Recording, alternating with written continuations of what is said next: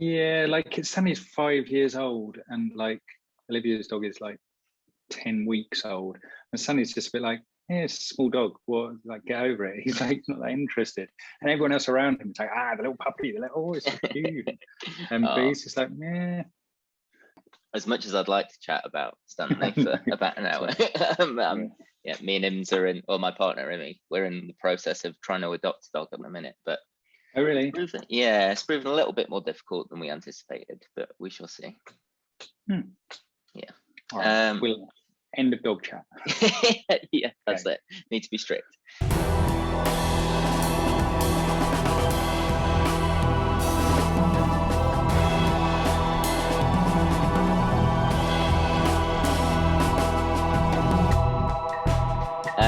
Cool. So thank you for joining us. It's Jacob from the Small Seconds podcast, and I'm lucky enough to be with Mr. Jones himself, Crispin of Mr. Jones. Thank you very much for joining me. Hello, nice to be here. Thank you for having me on. No, not a problem at all. As is tradition, we need to start with a wristwatch check, if that's okay with you. What are you currently rocking? So I'm wearing the Mr. Jones watches, the Indefatigable Sphinx, which I don't know if you saw. It was quite a limited edition that we did. If I pull out the winding crown, you can see. Oh, is that the one where the Sphinx, its head changes and stuff like that? Yes, exactly. I realise I'm winding it backwards because I'm seeing it in reverse. So exactly, yeah, the Sphinx's head changes on different hours, and also the eye at the top kind of looks around, and then on the sort of 3 o'clock area, you've got the hour indicator. Is that 38 mil still? No, this is bigger. This is like 42, I think. This was a case of the XL ones, maybe. No, it's not even like so. This jump hour module we licensed from Christopher Ward. Like Christopher Ward himself got like I emailed him asking about the jump hour module because they developed one quite a few years back, and which they used for a short while, and I'm not sure they even use anymore. But I wrote to them and just said, would you license us some? Like, would you sell us some, basically? And like that afternoon or that evening, Christopher Ward himself like emailed me back and said, "I'm very interested. Like, why don't we come around and have a chat and stuff?" So I was a bit like, all right. But he was super sweet, like super generous with his time and stuff. And like I'm allowed to say that we licensed it from them as well, because I did check all of that. You know, they were super happy to be associated with us. But I had to design a special case for it because the module sits on top of like a ETA 2824 type movement, but it adds a bit of thickness to the overall. So it simply wouldn't. We did try like making a deeper bezel for one of the stock cases that we do that fits a 2824, but it just the proportions just looked weird. The proportions looked all wrong because it had to have so much more chunk above. But I actually really like it. Because it was the watch that was in the development for the longest amount of time for us, and it was I don't know exactly when we started, but each watch we do has a consecutive number for like a sort of stock number, like a reference number kind of thing. Exactly. Yeah. So this watch is number 88. By the time we released it, the watch that came up before it was number 116. So it was at least 3.5 years, if not longer. Wow. And there was a bunch of little things like the hands we did, and then I decided I didn't like them, and then with hindsight, you're just like, well, why didn't we should have just like accelerated it all? But it was also, we were slightly unconfident with it because of the price point that Christopher Ward sell that module at. We wanted to respect their pricing. Like, we didn't want to license it off them and then do it for less. Not saying even that we could have done, like with the kind of costs of the production and stuff. But so we were quite unconfident that we about releasing a watch at that price point, because it came out and it was £1,500. Right. So for us, it's like it was a totally different thing, because our stock price point is £250. Yeah, was that the most expensive one you've done then? Yeah, absolutely. Yeah. And we did it as an edition of 25. So okay, this really long time like leading up to it, edition of 25, which in reality is actually 23 because I've got one, and Edward Carvalho Monaghan, who did the artwork for it, has one. Yeah. So 23 was the reality. But we released it and we really had no idea, like, how is this going to go? And when I say released it, like, it goes live on the website at a certain point, and we also send an email out to our mailing list, and then start to put it on social media and stuff. But I think our thinking was that it would maybe we'll sell a couple on day one. It would be the sort of halo product that would sit above the price point of everything else, but it's a kind of showcase for quite, it's got more complicated technical stuff than we would normally do. Yeah. And we were kind of happy. We thought, this sort of makes sense. Like it can sort of have a role, even if it doesn't sell out, like, because we don't expect it to sell out. But all 23 sold out in a matter of hours. Like, wow. I think 3 hours or something. It was, God, that's amazing. We were really genuinely like taken aback, because we thought it's so different from our price point. It's so different from what our customer base would normally be expecting to spend and stuff. So yeah, I mean, obviously really happy, and then a nice problem to have. And actually we are looking to reissue it. There's quite a long lead time on that Jump Hour module. So we will reissue a new version of it as part of our permanent collection in the, I guess, early summer, midsummer maybe. It sort of depends on. It must have been nice, like, as you said, that kind of apprehension and almost a bit of anxiety about putting something out at that price point, and then for it to just kind of fly out. That must have been such a nice, like a reaffirming moment for the company, I guess, as well. Yeah, absolutely. Yeah. And like the day of a release is like a really special moment in the company. Like we do, like our basic model is we'll do any new design as a limited edition, right? A sort of numbered edition of generally 100 pieces, sometimes 50, or in this case, like 25. Yeah. And we would aim at the start of the year to do 8 of those per year. So 1 per month, but we skip January, December, and normally August, or one of the summer months, just because people are on holiday and stuff. But so it's actually a really nice sort of moment in the year each time we do a limited edition release. Like there's a kind of build up to it. There's all the deadline coming, and we've got to get all the watches assembled and the photography done, and the story written up, and all of the sort of collateral material. And it's just a really nice moment, like that day of the release. And then everyone's always keen to know, like, how many is it sold? Like, because the releases always happen at midday, so people are always like asking how's it going? How many were sold? That must be. Do you mainly do limited editions, or do you have some that kind of are always being produced? Like, how does that work with them? So each watch starts life as a limited edition.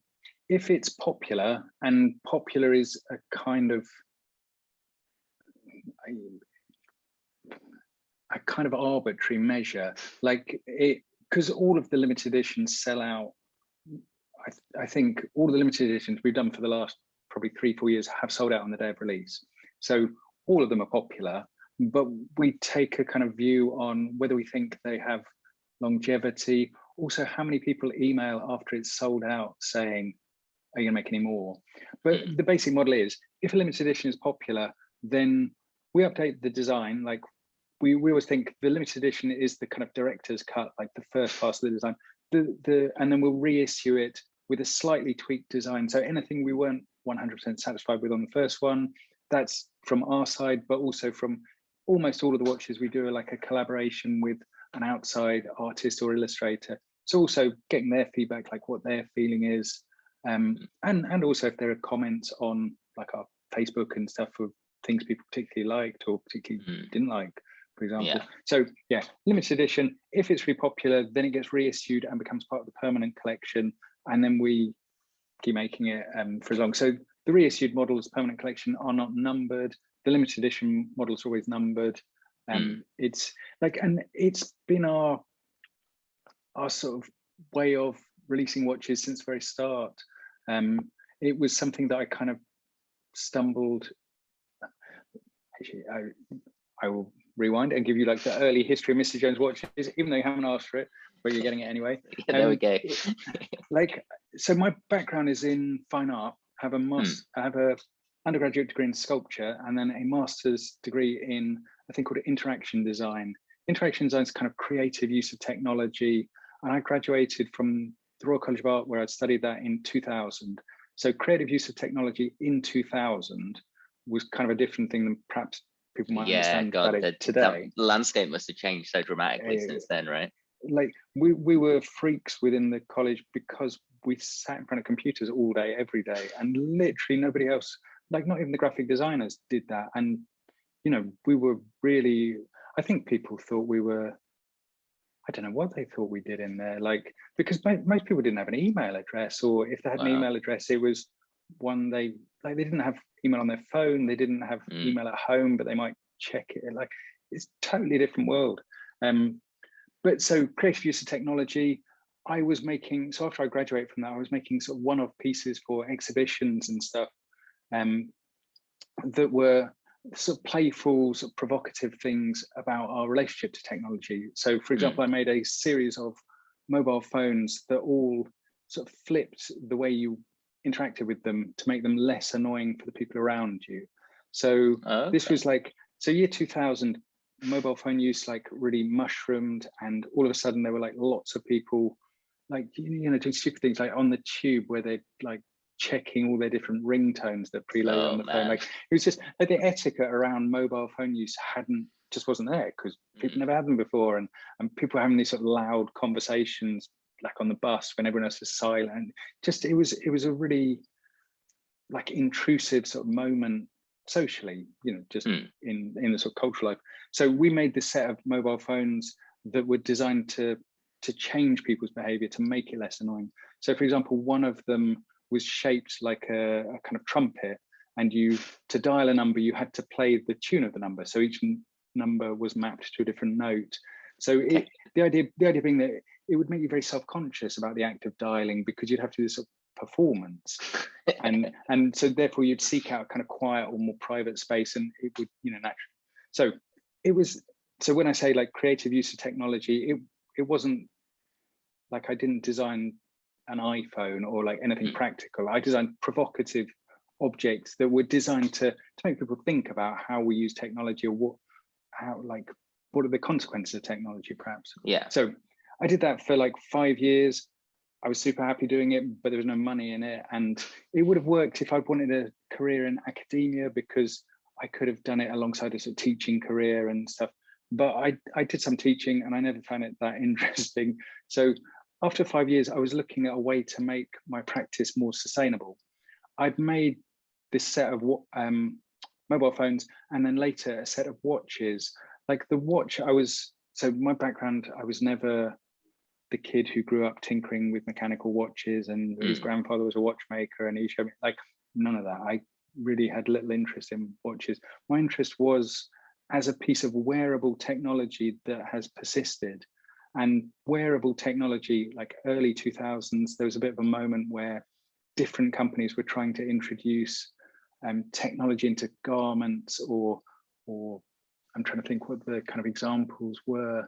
They were just sort of odd, not very sympathetic, sort of, I don't know, like these companies with a bit of money, there's this new landscape technology, let's make a jacket with built-in speakers, or let's make a jacket with built-in controls for an MP3 player, or something. Like not very sophisticated. Like a hoodie with built-in headphones on the inside or something. So exactly.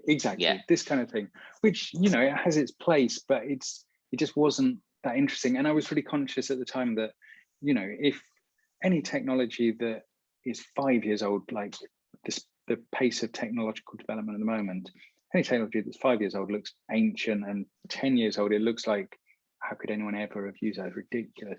But the wristwatch is really interesting because it's got at least 120-year history, and then if you include the pocket watch, okay, you send that back 400 years or so. Yeah, and that's really interesting. So a piece of technology that persists, but also that's worn on the body, and it's partly because I think a lot of the reason for it is that it's a piece of male jewelry, and men don't have many opportunities to wear jewelry.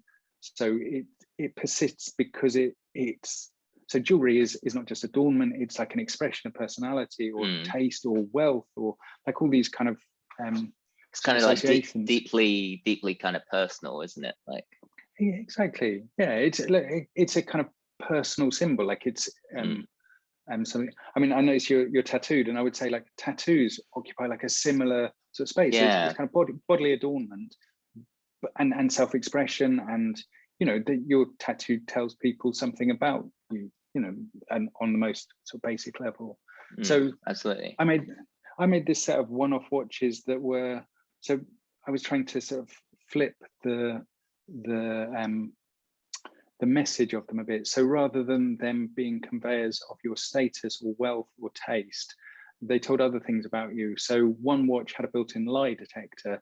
So if it detected you were lying, it would flash. And the idea being that rather than a watch that, you know, told people you were very successful, like it's very flashy, it, you know, revealed something more fundamental about you as a person, like how truthful you were. Wow.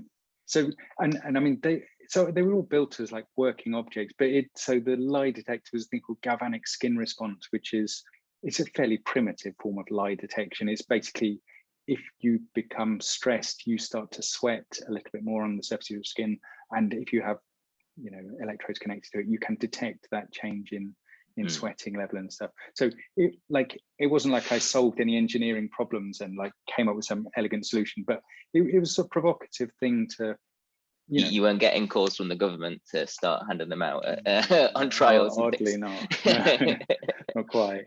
But so one was with the built-in lie detector. There was another one that alternated the time with the message, "Remember, you will die." And the idea with this was that it would be a bit more of a sort of grounding device. So rather than a watch that every time you look at it, you're sort of pumped up and you feel good about yourself, it maybe brings you down a peg. It kind of not quite undermines you, but keeps you grounded. A memento mori, isn't that? Exactly. Yeah, that's cool. So I made this set of watches as like one-off pieces. They were shown in kind of exhibitions and stuff, but they were quite crude looking objects, which was a deliberate sort of design choice, because I didn't want people to look at them and think, I like how he styled that watch. That looks very elegant. So like they look more like sort of, I guess, sort of placeholders or something. They're very blocky. But so they were shown in exhibitions and stuff, and I started thinking after that, maybe it'd be nice to actually make some of these as watches. As I say, I've been trying to make my practice more sustainable. So one of the things I was thinking was, well, if I could make products, then maybe I could sell them. And it occurred to me that anytime you go to a town where there's a market on, there's always a stall selling watches, like cheap watches. And I always thought it's ridiculous, because they're selling cheap watches that are designed to look like really expensive watches, and it fools no one. And it's just a really odd thing. Like, yeah, it's kind of daft. But I thought, okay, there's like this big capacity to manufacture watches. What might be an interesting product is this low cost manufacturing coupled with more sophisticated design. So not make a £20 watch that tries to look like it's a Rolex, make a £20 watch that tries to say something interesting, or like, you know, has some kind of you know, some sophistication, but not in the you know, flashy watch mistakes. But so I started off just emailing different watch factories I found through Google, just saying, what's the minimum order, like, you know, what are the setup costs. I knew quite early on that I wanted to do transparent discs instead of metal hands, because I had some thoughts about how I could put "Remember, you will die" on the face of the watch. So in the one-off sort of piece for exhibition, it was an LCD screen, so it showed you 12:06, and then the screen, it was on like a cycle, it would flip and it would read "Remember, you will die," and then it would flip back. But I thought, if you could print the word "Remember" and "you will die," you could make these two hands, like an hour, a minute hand, out of the letters of the word. So I knew I wanted to print on transparent discs. So I had, my basic questions were, what's the minimum order? Can you print on transparent discs? So I started off emailing, I think, 7 factories, of which maybe 3 got back to me. The second round of questions, like follow-up questions, quite quickly, there was only 1 factory that was emailing me back. So they kind of selected themselves. And the setup was 500 pieces is the minimum order. I could design my own case, which was another of the questions I had. I could make as many variations within the 500 watches. Like the 500 watches was really 500 cases. Then there were like cool. setup fees associated with each design, but there was no, like, if I wanted to, I could make 500 one-off watches, but obviously it would have been expensive because the setup costs on each. But so I thought, my background's fine art, I'll make 5 100-piece limited editions, because I said, can you engrave like sequential numbers on the back? Yeah, of course, fine, whatever. So 5 designs, 100 pieces of each, seemed like a sort of manageable like entity. And it was at the time when the US dollar to pound sterling exchange rate was very skewed in the sterling side. So it was $2 was £1. And that's relevant because the factory was in China, but all the Chinese factories bill in US dollars. Okay. So it was a significant expense for me to do this initial order, but it wasn't so much that I'd be destitute if it didn't work out. Yeah, it wasn't going to break you. Exactly. It wasn't one that was just like, yeah, fine, like had to think about it. But equally, it wasn't like, okay, it's the end of everything if it doesn't work out. So 5 designs, 100 pieces of each. So one of them was a Remember You'll Die watch. There were some other designs in there, like there was one called the Decider, where as the seconds ticked round, you could see the words yes or no. Yeah, I've seen that one. That one's cool. Okay, a watch to help you make decisions and stuff. Yeah. So I released them in June 2007. And when I say released them, like I had some small profile from these kind of one-off exhibitions I've been doing. I built up a sort of mailing list of journalists who were sort of in that area. So I built a website. I sent an email out to the mailing list such as I had. And yeah, somewhat to my surprise, like they sold quite well. And what happened was by, I think, September, the Remember You Will Die watch had sold out. There were very few of the Decider, and the other 3 models were less popular, but were doing okay. But I thought, okay, great, the first one sold out, so now people will order some of the others, because like 2 of the models really didn't sell that well, and I've got quite a lot of them and stuff. But they didn't. They kept emailing saying, when are you going to make more of the Remember You Will Die watches? Yeah. And I thought, because I thought it's like, I'll make the 500 watches. It'll be this kind of art project. It'll be this, so that will be it. I had no sense of that's the first set, and then I'll do a follow-up set of watches. I thought that would be a thing, and then I'd go on and do something else, some completely different product that I'd make a set number of and release it and sell it. And that was kind of my model, because I was thinking, like a fine artist, I was thinking, okay, this could be, I do different products from different sort of areas. But people were following up on the Remember You'll Die. I thought it was a limited edition, but then there's nothing to stop me reissuing it. Like it's ridiculous, but it's a kind of language thing. So it was a limited edition, but I'll reissue it, and then it'll be part of the permanent collection. Yeah, like it's kind of a.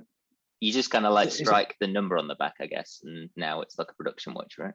Well, exactly. I mean, what I did with the Remember You'll Die watch, and so the original one just has like a mirror dial, because I wanted the wearer reflecting the watch face, like it was telling you will die. And it just had Remember You Will Die as the 2 hands and nothing else on it. So for the reissue, I printed like hour markers around the edge so you could read it a bit more easily, and just tidied up a few small details on there. And then, yeah, it no longer had the number 27 of 100 pieces engraved on the back. But actually that became like quite a good model. So then the following year, I thought I could do some more. So I thought I'd do another 5 designs, 100 pieces of each. The ones that are popular, I'll reissue into the permanent collection. The ones that aren't, we'll just sell through and like move on. And essentially that is still the same model that we use now. And what's nice about it is it allows us to be really experimental, because we've only ever made 100 watches. So we don't like if you had to order 1,500 watches, then you could be a lot more cautious about how the design looks. Like maybe you do some test marketing, or you do some focus group and you show it to people and you get their feedback. And I always really wanted to avoid that, because I think our strength as a company and as a brand is that we'll make something that no one else would make, that no one else would consider making. And the reason we can do that is we can always say it's 100 pieces. Like if it doesn't sell out, it's fine. Like absolute worst case scenario, we could take those watches apart, remake them as a different model in the future. Like it's been a long time since we had to do that, but we have had to do that on occasion. And I think that's what people respond to, because then like the watches we make are not trying to be a sort of general watch for a large swathe of the population. They're trying to be like that watch that they really, one person sees it and it's perfect for them, and they've never felt that kind of emotional response to, you know, a watch before, because they've never seen a watch that looks like that, because all the other watches look, you know, they follow a design language, right? Exactly. They look kind of safer. And I mean, there's a whole bunch of stuff that I didn't realize about the watch industry until I started making watches. But the watch industry is ultra conservative. Like, so like I have an enormous respect for the Rolexes, the Omegas, the like big brands of this world. I have so little respect for all the brands that sit below them who are content to make things that look a bit like a Rolex. Yeah. And so many brands are just happy to do that. And that's their aim. And it's just like, Rolex do that pretty well themselves. Like, why don't you try to find your own sort of design space or language? Or I mean, there's other things like, so I said originally I thought, okay, I'll do all these different products and stuff. One of the things that's nice about watches is they're really small, so you don't need like a warehouse to store them. So the 500 watches that turned up, I stored in my flat, and you know, I could package them up and then I could take them to the post office, and they're actually fairly inexpensive to send more or less anywhere in the world, because they're quite light and quite small. And you know, there's all these sort of practical things about watches that absolutely hadn't occurred to me, but make them quite a nice product. You know, they're a nice product to spend some time and some effort to put some work into, because then they're an object that you look at really closely, that people pay attention to the details on. And that absolutely isn't the case in, you know, in a lot of products. Yeah, definitely. I suppose quite a lot of, especially in like the whole like art toy market as well, like quite often they'll get made to a lower standard because they're just kind of onto the next thing and onto the next thing. Whereas with a watch, somebody's just gonna like, I imagine most people are gonna like live with that watch for at least a year, probably way further. So it's quite a lot of responsibility, I imagine, designing watches. Like what I found really stressful early on was people saying, I'm buying this as a wedding gift for my husband, or like I'm buying this as like a 21st birthday present. So I felt like the sort of emotional weight, the responsibility of those things. You're like, God, I hope they like it. Like, you know, I feel awful if they did. Like, I to be honest, at a certain stage, I was, you know, we had enough sales that I could employ people to deal with the very direct customer emails. And I think psychologically it's better for me, because I used to find it quite stressful. And because I used to, you know, I used to look at every single email we received, even if I didn't reply to all of them, up until really quite recently. But I feel happier now, like not, because I think also it's a truism that if you have a nice experience with a company, it'd be rare for you to send an email. So generally the people you hear from are people who have a problem with the product. So you start getting to this mindset of like people are really frustrated with us, and so and it's really not representative of the overall. It's like this tiny proportion of the overall watches that we make and sell. But you know, you start to sort of, your perception starts to shift, and you start thinking that's everyone. Like, you know. And negativity is so hard to shift away from as well, especially when it's something you've like anything creative really that you've kind of put out. Like 100 people could tell you, oh, this is amazing and I love it, and then like one person's like, oh, this is awful for X, Y reasons, and that's the thing you remember, right? That's the thing you're thinking about. definitely it's very much like a human thing, isn't it?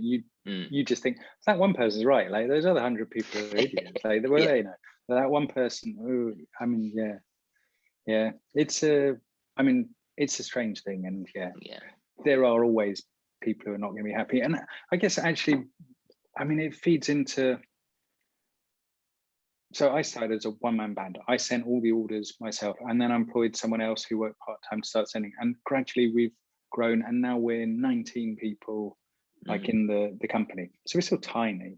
But I think one of the things that I thought was really important, and that we have real continuity in, is we'd really go out of our way for customer service, like because like for exactly the reasons I said. I feel awful if someone has bad experience with our product, and I think a lot of people contact us. Like, we play a bit of a game where we try to look bigger than we are, because I think people's perception is that, you know, we want to believe in you as a brand, so we want to believe there's some stability, and of course we are a very stable company. we're not fly by night and stuff. But so we play this game where we look bigger than we are, perhaps. And so I think people approach us thinking, I'm gonna have a really hard time like getting my issue resolved. So I'll go in like nuclear, and then, you know, I'll make sure they hear me and stuff. And so those people, like, we talk about, you know, we neutralize people by understanding and being sympathetic and resolving the problem. And we do really try to pay attention to the customer service side. I'm really conscious so we stopped wholesaling our watches this time last year. Well, like January last year. But before that, we wholesaled them. So we sold to other retailers and stuff. And I know from some of the customers would get so frustrated with the retailers they were dealing with, where they had a problem with one of our watches and the retailer was being really difficult. I know how bad some customer service is, and it reflects really badly on us. And like, I'm much happier now that we have total control of that, and, you know, we go out of our way to resolve any issues, like any problem people have, like we do. So we will repair any watch we've ever made, and okay, if it's more than a few years old, we might make a charge for the parts, but we make such a tiny charge in the overall scheme of things, because always we think, well, it's better if the watch is out there being worn and enjoyed, rather than someone's got a watch and in a drawer. whatever component has failed, or they've broken the glass, like maybe they've had an accident with it and stuff. You know, for us to be like, yeah, we can replace the glass, but it costs you £70 or something, it would be obnoxious and absurd. So, you know, we replace glasses. I think all the glasses are £10 to get. If it's, you know, we really try to make it worth people's while to, and then I think you win those people over who have had a bad experience, and they become kind of ambassadors for you, and they tell other people, and, you know, it's a virtuous cycle. It feels like, in a way, we had a bit of an experience when we kind of reached out to Mr. Jones as a company, because we probably were in a similar boat where, I mean, we've spoken to other brands before, and you can always tell when when it's like a person that's actually read what you've said is coming back to you, as opposed to just somebody being like, yeah, whatever, we'll listen to it. Or do you know what I mean? Like, that was one thing that really stood out, was just how personable it was, and how even just the speed of everything as well. Like, it was only last week, I think, that we started even having a dialogue with the company. So yeah, it does. I mean, that did really stand out. I never understand as well, like, just go back to the repairs. Like, I mean, our aim is to turn any repair around within 1 week from when we get it to getting it back to the customer, or getting it shipped back to the customer. We don't always hit that, but like 2 weeks would be exceptional. But you look at big brands, and I don't know, I just don't understand it. Like, if you send a watch to some of the big Swiss brands, you're looking at 6 months before you get, and it's like, what are they doing with it? Like, how is that possible? It doesn't make any sense to me. To me, that's just really bad customer service, because that's like, okay, I get it. You're a big brand, so there's many more watches that come back for you for repair, but that means you employ more people in your watch repair section, like, because you're a big brand and you got a lot, like, I don't get it. Like, I maybe I'm not a sophisticated enough businessman to understand why a 6 month waiting time, because I just think that stuff gets around, and then people are like, don't want to invest in this brand. It makes kind of negative connotation with it, like, you hear that about a brand, and then you've got this slight negative thing, and you might. I mean, we were talking about Stanley and his negative association with Greyhound. Like, Yeah. like sometimes I think you can get that. Like he doesn't remember the specific incident, but he knows there's something. And I think it's quite difficult to shake that once people have heard that it takes 6 months to get it back, and they're really, I don't know, the Swiss part of the watch industry seems to me. I'm trying to think of polite ways to say. I think it's one of those things where, like, the larger a company is, like, generally the slower it is to do anything, right? And likewise, the smaller a company is, it's nimble and it can adapt and kind of keep up with what people expect of a market now, where it kind of feels like the Swiss, the way they operate hasn't really changed in like 100 years. Like it very much feels like that, right? And maybe that is what it is. They're stuck in a kind of late 20th century mindset, and that's not the world that they live in anymore. I mean, I know a lot of people think very negatively about Swiss brands wanting to take sort of ownership of the repair, like the supply of spare parts for their watches and stuff. I know it's very controversial in the world of independent watch repairers and stuff. But I kind of, and I know for like selling through authorized retailers, like the Swiss brand, what they're going towards is having own brand boutiques and not really wholesaling it. And I know from the consumer side, people hate that, but from the company side, I totally get it. Like, I totally get that why, if you're the big Swiss brand, you would restrict supply of your parts to repairers, because you'd be like, well, send it back to us and we'll make sure it's right. If we send the parts to someone and they do a bad job, that reflects really badly on us. And simply like wholesaling, like, I get it. You want people to come in and really make that emotional link to your brand. So I think I get some of it right, but then the 6-month wait time for repair is like just insane. Just madness. No, totally. I think that we kind of picked up on one of the things I wanted to ask about a bit earlier on there, where when you were talking about the Remember You Will Die watch and having it printed on discs, I'd say that was like one, when I think of Mr. Jones watches, that's like one of the things I think of is having these kind of overlapping discs that are printed. What was like the inspiration behind that? Was that because it sounds like it was something you were very much like from day one, you knew you wanted to do it? Like, where did that kind of come from? So before I designed that one-off series of watches, before I had anything to do with watches, I found a watch called the Chromachron, which was designed by a Swiss designer called, or German, I think, Tian Harlan. The Chromacrons, do you know it? No, I haven't heard of that. I'm gonna have to look that up. The Chromachron has got this sort of kaleidoscope. It looks like a sort of color wheel. It's got a kaleidoscope of colors, and each sort of wedge of the color wheel is 1 hour.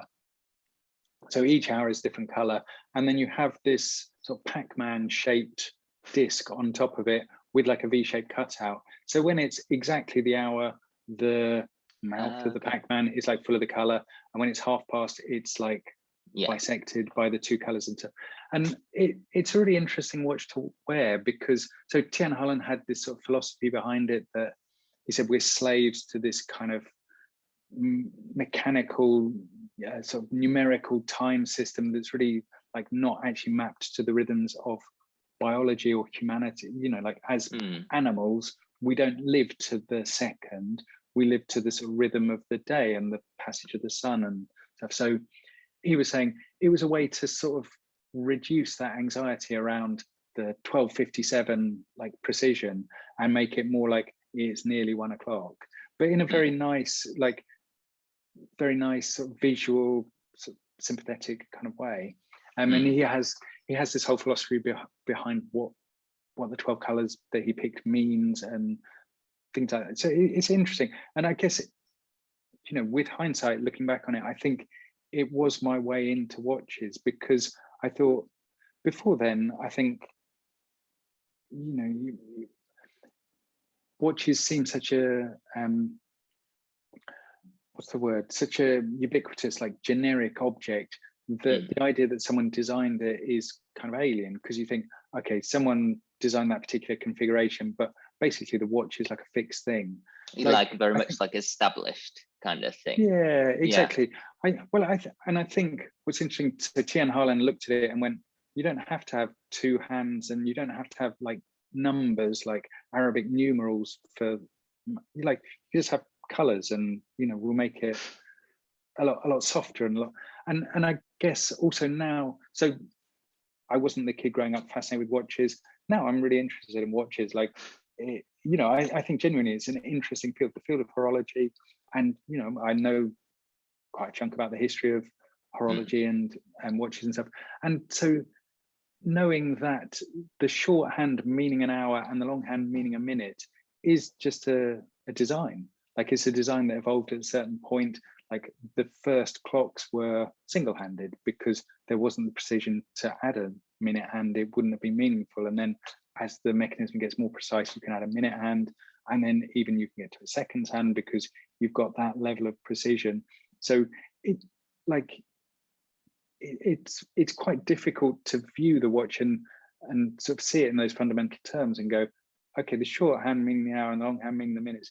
It's just a thing. It's just a design. It's like a design of, a plurality of different designs that could be done. Well, I think that's one thing that you come across very quickly when you start getting into watches, is like the endless and vast scene of like watch modding and stuff. That is like, I think that's, like you say, it's easy to do something digitally, but there is something different and just inherently, I would say, more appealing about physically altering something and knowing it's like the only one like that, or something like that. I genuinely, like, I am fascinated with the kind of watch modding community. I don't love I really want, like, basically they're like, I want a mid-50s Rolex, I'm going to buy an imitation one, and then I'm going to like age the case and age the dial.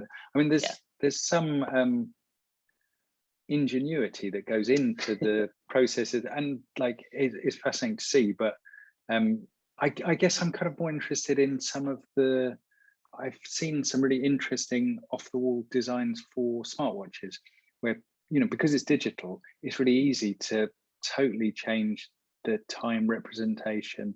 And I think that's a really, fascinating area. But it doesn't have the same value as the physical object. Like, it's nice, and I'm kind of really intrigued to see it, but I never feel the desire to like own it or to handle it or to like buy a smartwatch and download it onto, like, it seems quite I don't know, cheap somehow, or disposable, I guess. Yeah, well, it's just like the same way of like, I guess, like comparing like digital art to an original piece, right? There is just, I think we're like a tactile creature, so we can appreciate something that's there way more than a representation of something on a screen or something like that. You're right. Like, we're not tactile creatures on everything. Like, I think some things you can maybe just possess digitally, but I think on the whole we are, like, we want the object, or the real value is in the actual object. The idea of owning an NFT of whatever to do with the watch world, or I guess in the same way that, actually, we did dip our toe into doing some smartwatch versions of our watches, which was kind of interesting because we could do some animations and stuff that wouldn't be technically possible with the real watch. But like I say, they seem so disposable and like, like you can, I think, so we did it in partnership with Facer, who are one of the big watch face download sites for smartwatches. And they sold them, and we got like a percentage, and it was an inexpensive thing if people wanted to buy one. But it just seemed so, like, it's inexpensive, it's disposable, it lacks the quality of the actual object, and I guess it lacks the kind of the ingenuity of, I guess, what we relish as a challenge is to map a design to the watch face and make it work within all the constraints that we have to work with. Yeah, I suppose it's like, I know with a watch that you've got on the website at the minute, the Promise of Happiness one, where the stripes are in like the tiger's body and stuff like that, like doing that digitally obviously would be so much easier because you would just animate it. But again, you're losing, I don't know, it's like, for me, like, I would say wristwatches are like the closest you can get to magic, in the world, like in terms of like looking at it and it just kind of works, especially like automatic and stuff, like they just go, right? You don't really need to do that much. But then a digital version of that quite quickly becomes quite sterile, I think. You lose that kind of MacGyver aspect of, we've created this thing that just works itself. And yeah, I think it kind of rubs shoulders with that school of thought for me. And I guess it's the reason why mechanical watches are still around now, when by any objective standard, like a quartz, like a digital watch makes more sense. It's cheaper, it's more precise, but it lacks that sort of emotional presence. Like it doesn't have the little beating heartbeat inside it and stuff. And I know we make quartz watches and we make mechanical watches, and like I accept some people are happy with the quartz thing. Personally, I like the mechanical watch. I like the sort of link to the history of watches that offers. Yeah, absolutely. I think that's because I'm wearing the Nuage today. That's the one it's the one I'm reviewing, and this one's quartz. But exactly, I think because it goes back to what you were talking about with like, it doesn't have like obviously it has a strict time, but now I've got used to wearing it and reading the time from it. It is a way more like casual way of like seeing the time, really. And I've kind of noticed myself look forward to like 6 or 7 o'clock when the sun changes to the moon and stuff like that. Yeah, so it's got that soul, but obviously still a quartz movement, right? I mean, I assume you were aware of the Sun and Moon watches, like the pocket watches that were the precedent that it was based on. Like, because that was really interesting to me when I saw that for the first time, because I thought exactly like, I think that was what crystallized for me, the idea that shorthand means the hour, longhand means the minute. You see it is just convention, because you're like, there was this other version where it was like the sun or the moon was the hour hand, and then the minute hand was just like a pointer, and you know, it was just a different convention. It didn't persist, but it's got really nice poetry to it, and that mapping of what the hours relate to. Okay, the passage of the sun and moon. Okay, it doesn't precisely work because there's probably one day of the year where the sun rises at 6 a.m. and sets at 6 p.m. But as a sort of schematic, it works for us. You know, it's nice. It's kind of like a romantic view of time, isn't it? Really, it's cool. Yeah. I think kind of watches. For me, anyway, that's what wearing a watch is like chasing. Because the bottom line is you can just check your phone, see what the time is, but I don't know. I think again, it goes back to that chat we were having earlier about it being an inherently like personal object that kind of is an extension of yourself, really.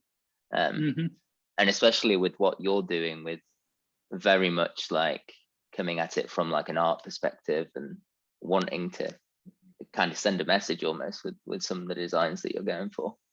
Yeah, it's cool. And it is a shame, like you said, that so many companies are just happy to just be like, well, we're just going to make a Submariner, but we'll scrub off Rolex and put our own name on it, kind of thing.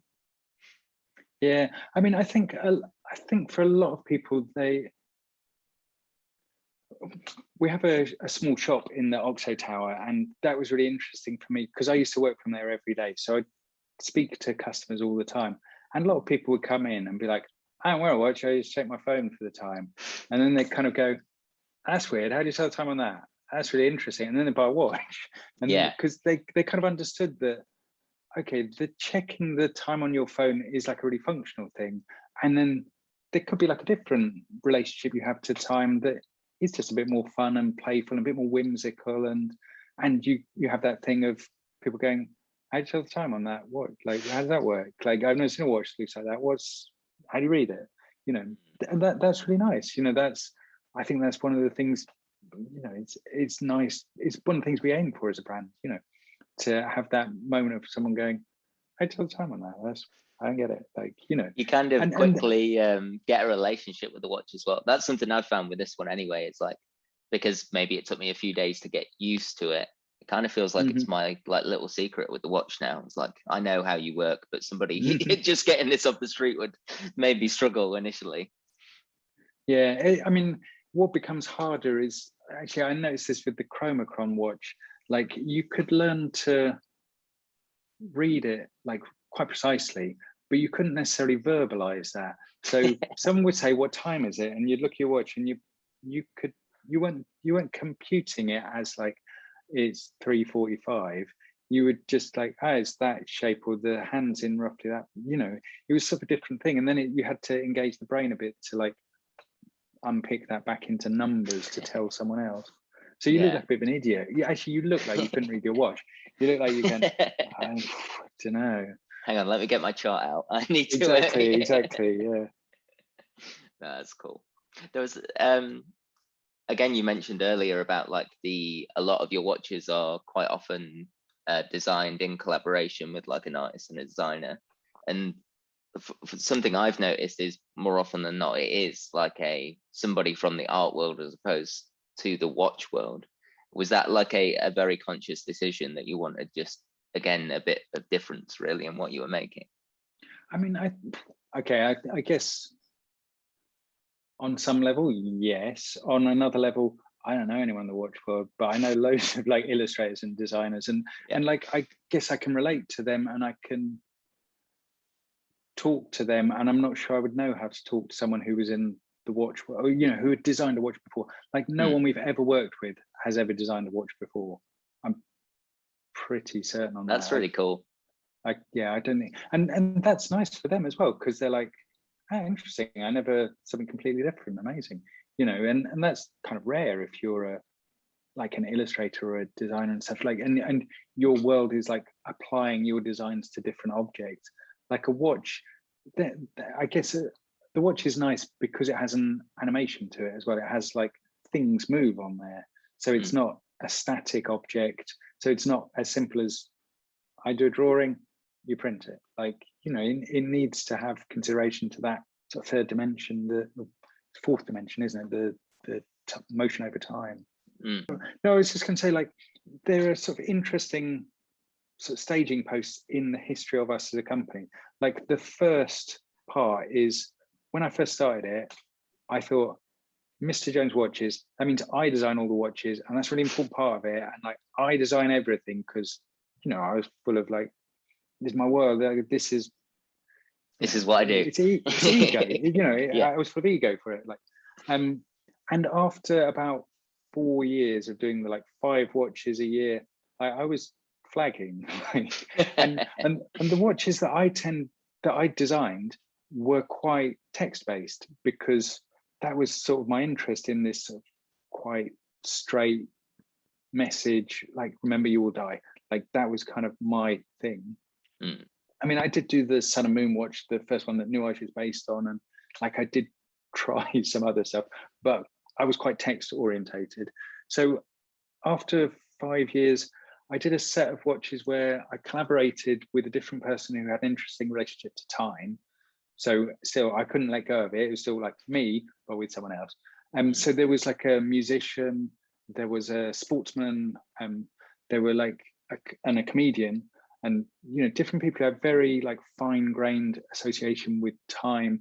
I thought like the comedian, the association with timing, it's really interesting how their skill and craft in delivering a joke really depends on a really fine-grained understanding of how to pace things.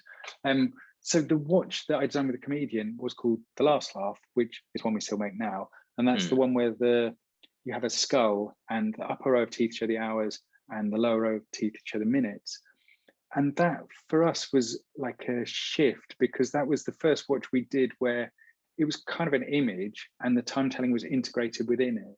Like this is also retrospectively, I can look back and go, okay, this, like it takes a while to understand what it is that you're doing. Yeah. Because now one of the things that we really try to do with all of the watches is to make an image with the time telling aspect integrated into it.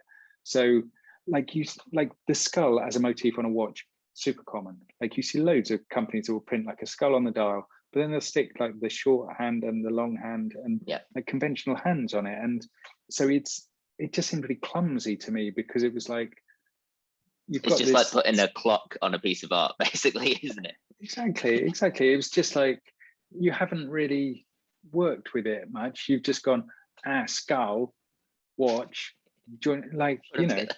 exactly. But I think so. My set of watches very text based. Now I think my role, and like, it's not only me. I said there's 19 of us in the company. We review collectively all of the designs and discuss them and feed stuff back to the artist. But I think our role is really as editing those designs that come in and working out ways to adapt it for display on a watch. And Mr. Jones' watch started in 2007, so it's like a 15-year arc to get here, and I'm quite happy with that now. Like, I think at a certain point, actually, my girlfriend said, like, when I did the first set of collaborations, so I couldn't quite let go of it, but then I asked a friend to design some watches, and that was kind of, and she was one who kind of observed. She said, "It's still a Mr. Jones watch if someone else designed it." And I was like, well, yeah, like, our approach to it is the kind of thing. And I think actually, that becoming comfortable with that has been like an important sort of thing for me to get used to. And yeah, I suppose that if you weren't doing that, you wouldn't have such like a massive variety of what you're producing, right? There's only so many things that one person can come up with and design, especially when you're confining that to such a small surface on a wristwatch. So having the doors open has meant that you've been able to do such different things. Definitely. And like, we have been really lucky. Like, I think there's two things. There's like, in the world of graphic designers, there's a saying, like, good clients get good work. Like, we're really good clients for the people we work with, because our aim is always to make the best possible expression of their artwork, or the best possible sort of adaptation of their artwork to the watch. Like, we're experts in the putting it on the watch, but we're working with them because we like them. Like, we've seen something in their work that we think is really interesting. So, we let them get on with that. And I'm trying to think if there are exceptions to this, but almost always we would say to whoever we were working with, like, we're not going to set a narrative framework for it. Like, your design has to have a narrative to it. You can't just go, I want a skull and two hands. Like, we're not doing it. Like, you can say that and we'll go, you want to work with another company. It's got to have like a reason for it being there, and a reason for like a story behind it, and it's got to integrate the time-telling function within the overall like image or scene, or whatever, however that design actually is. I guess like it's taken us a while to understand that is what we do, which sounds ridiculous, like, it's obvious, but it's only with hindsight. And I mean, I would say it's only probably maybe 3 years ago that I could have articulated that for the first time. I think before that, I would have said, what we're interested in is like unconventional ways of showing the time, which was true, absolutely. But that idea of integrating the time-telling function within the image and making this kind of, unified whole of the watch, the animation, the moving, the time, Yeah, I found that really fascinating. Well, we're probably about done there, really, with what I had prepared. Sorry. Thank you so much for taking part. That's right. Thank you for really persevering with the technical challenges. Yeah, that's okay. That'll all come out in the edit anyway. So didn't even happen. And I'm glad that Stanley got through the whole thing without barking. I'd forgotten he was there. God. He was very patient. He's all like fast asleep. Oh. Bless him. Hopefully he's not dreaming of greyhounds. Yeah, let's hope so. He's looking at me like, you woke me up, can I get food now? Yeah, no, thank you so much for that. I feel like I've learned a crazy amount during that, so very much appreciated on my end. You're very welcome. And whereabouts are you based? Are you in? We're in Leeds. Are you in London? Oh, okay. No, yeah, we're all in Leeds. I mean, I was going to say, if you are down in London anytime, you're very welcome to come see the workshop. Come see, like, oh, that'd be amazing. We're super happy to show people around. It's been difficult in the last couple of years, obviously because of COVID and stuff, but everything seems to be, relaxing a bit more now. And Definitely. you're very welcome. Oh, I mean, we're recording tonight actually, so I imagine if I mention that to the guys, we'll be planning a field trip. So that would be amazing. We would absolutely love that. Yeah, 100%. Cool. Yeah, we're excited. I know we've got the I don't think it's been released yet, the new version of the Ricochet. It's kind of released today. Oh, did it get released today? Oh, yeah, that's exciting. Has it gone well? Yeah, really well. Released today, but yesterday to the people on the waiting list. Right. And I think we had nearly 1,000 people on the waiting list. That's amazing. Which sounds a lot, but like that doesn't mean 1,000 people are going to buy it. Like all they've done is clicked a link saying send me an email when it's available. Sort of. Exactly. Yeah. So it's not like we've sold 1,000 of them. Like I would be winding this up quicker and being like off to the pub if that was the case. We sold 1,000. But yeah, no, it went really well yesterday. We saw the waiting list. I think I can't remember numbers. Like maybe 80 people from the waiting list ordered, which is a lot. Like 1,000 to 80 sounds poor, but actually, we've had hundreds of people on the waiting list, and then like 10 order in the past. We were pretty happy with that. And yeah, it's going really well today. So. Amazing. Yeah, I'm looking forward to it. We're now all on an Instagram embargo until we record the Mr. Jones episode, because we want to have our first reaction to it in the flesh. So yeah, we're all really looking forward to that. Cool. Yeah, but yeah, again, let us know when you're down in London and come to the workshop, have a tour and see stuff. That would be awesome. We will more. Yeah, we're definitely going to do that, I think. So thank you very much for that offer. Cool. Yeah, well, again, thank you very much for being part of it, and thank you for being so willing to kind of send watches out for review as well. I know there's a lot of companies that just aren't at all on board with doing that, so we do really appreciate that. You will have been vetted by Emily. Like, we get approached a lot and we don't send out that many, so if Emily's opened the doors to you, she thinks we're doing something right. I think we've always been a bit nervous, because I think quite a lot of what people who do like watch related media, like be it journalism or podcast or YouTube or whatever, it's always very, again, it feels quite like safe and very like, I mean, maybe professional's not the right word, but very like pre-watershed, I would say, whereas what we do is very much not that. It's like very just like general, like you would if you were just chatting with your mates. That's kind of like the attitude we've taken to it. So we've always been a bit worried that brands aren't gonna like that. So to hear that, yeah, we got the clearance from Emily, very much appreciated. But I think also, like, it's like the watch world is really conservative, but that's great, because like to stand out in that world is so easy. Like, if we were a like streetwear brand, like that's so hard to stand out and like, because it's such a experimental, creative world. Watch world is so corporate, like you do anything different and you're like, oh, weird. Wow, what? Yeah, what's this counterculture thing they're doing here? Sticking it to the man. Exactly.